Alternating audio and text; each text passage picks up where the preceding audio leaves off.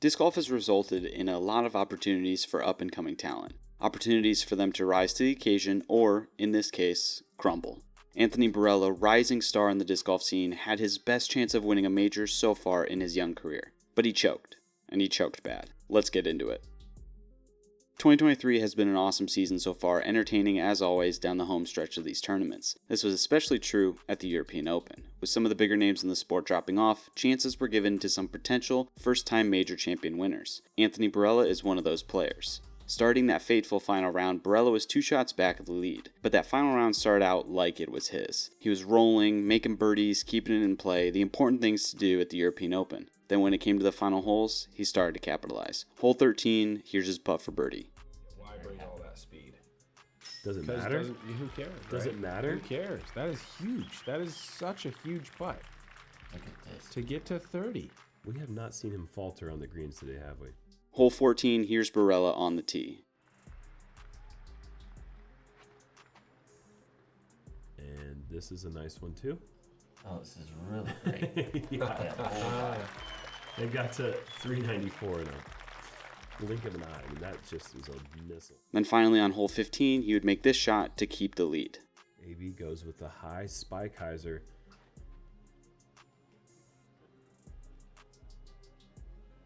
This looks great. Oh my gosh, nearly 8. One shot lead with 3 holes to play, but the momentum was his after that string of clutch birdies.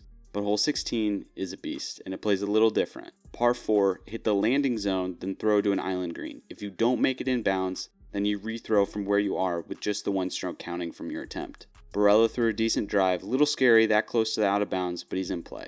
Clear shot at the basket. Here's Barela on the attempt with the lead.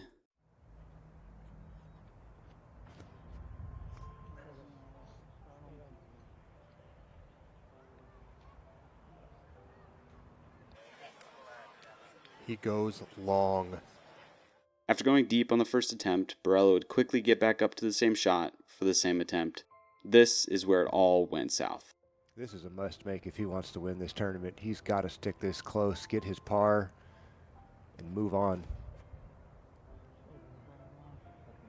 Angle looks a little better. The speed is correct, is the question. Long again. Barela. Oof, oof. What now? Back to the forehand.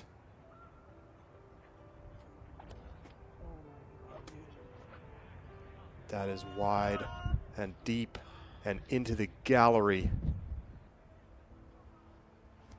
His 5th. Speed is better. Angle better. Still long. Anthony Barela.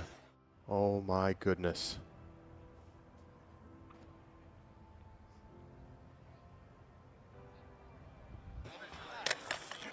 He goes long again.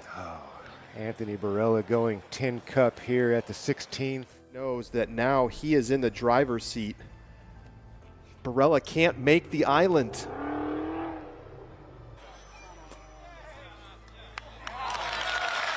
Finally. Yes.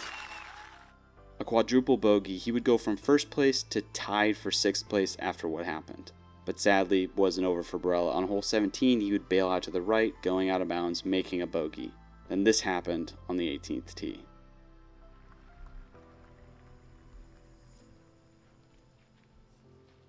Wow. I think he's just dejected. I'm sort of surprised we didn't see him go 13 speed Yeah. to the moon right there. Like to go putter just straight out of bounds. A complete crumble from Anthony Barela. It just spiraled all downhill for him. He couldn't get it together, and by that time, it was way too late. He made a crazy final throw on 18 to somehow save his par, but that was just to secure his 7th place finish at the major. What happened? He went from looking like he was going to take this one home to looking like he shouldn't even have made the cut. Now this was hard to watch, and we've seen some similar moments like this in the past, just not a complete meltdown that resulted in a quadruple bogey with these kinds of major implications. But let's look at how this all could have been avoided, or at least minimize the damage. Stepping up to that hole 16, Barela had made a par in round 3 and a birdie in round 2, but a double in round 1. In round 3, he made par by actually going out on his drive, which then he had to re-tee. He hit the island on his first attempt though, so maybe some confidence from that. Another interesting thing that happened was how Paul McBeth was on the bag for Anthony Barela. During the final round, McBeth pulled out of the event due to injury, so about halfway through the round, he hopped onto the bag for Barela. It didn't do much. Now maybe there's a rule or something I don't know about, like how caddies can't give advice or something, but having McBeth on the bag wasn't a benefit. I have 4+ years of professional caddy experience. Now this is for golf, not disc golf. I've never caddied for disc golf. But I do have some insights into the situation for Barela that could have gone way differently. First, I don't see McBeth talking to him at all. Maybe during the shot when it's up in the air and the cameras aren't on them, but I doubt it. Wouldn't have been long enough to say much. Sometimes there's this whole debate about if caddies are needed or not. Well, this is a perfect example. There's a reason why golf has caddies. You need someone on your team who can help make objective calls. At this moment, when the first shot misses the island, regardless of if he's directly thinking of it or if it's in the back of his mind, Barela feels the tournament slipping from his grasp. This is where caddies are needed. Now for golf, they have a lot more time than disc golf. Disc golf, you only have about 30 seconds to take the next shot. And you'll see this happen all the time in this sport. After chucking it out of bounds, they'll run over, grab a disc real quick, then throw the shot way too fast. As a caddy, you can help them utilize this time. Now maybe McBeth and Barela don't have that kind of relationship. Looks like McBeth is just being a bag carrier, but he could have saved this from being as bad as it was, and here's how. In disc golf to win, you need to be aggressive. Birdies are a must, and for the eventual champion, that was key. But 16 was a very tough hole for the field, and one way to counter that was to lay up as close to the island as possible. Still a tricky shot, but much closer than where Barela's at.